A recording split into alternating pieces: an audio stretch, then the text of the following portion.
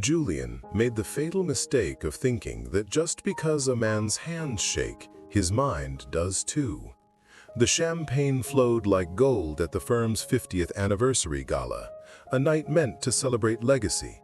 Henry, 65 years old and wearing a tuxedo that had seen better decades, stood invisibly in the shadows. He had given 40 years of his blood and sweat to this company. But tonight, the spotlight belonged entirely to Julian, the 30-year-old creative director who smiled like a shark in a tailored suit. "Ladies and gentlemen," Julian announced, his voice dripping with arrogance, "I present to you the future of the New York skyline, the Apex Tower." As the velvet curtain fell, Henry gasped, clutching his chest. It was his design. Every unique curve, every innovative arch, stolen from the private sketchbook Julian had swiped from his desk weeks ago. Trembling with rage, Henry stepped into the light. "Julian," he shouted, his voice cracking, "that is my design! You stole it from my office!" The room went absolutely silent. Julian didn't even blink.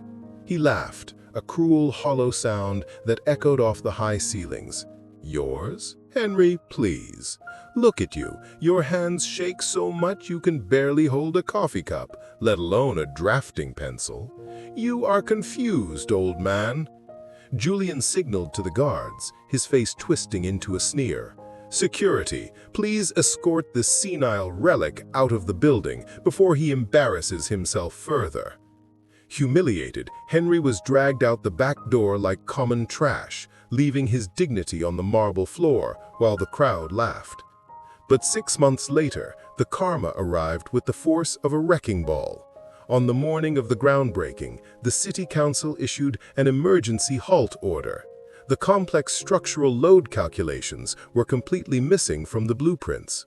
Julian had stolen the art, but he didn't understand the math behind the beauty. Without Henry's specific engineering formulas, the building was a death trap. The firm was facing total ruin. Desperate, sweating, and terrified, Julian showed up at Henry's small apartment door in the rain, begging for the calculations to save his career. Henry opened the door, looked at the panic in the young man's eyes, and smiled calmly. "I'm sorry, Julian," he said softly, closing the door. "My shaking hands are too busy signing a partnership deal with your biggest competitor. You're on your own."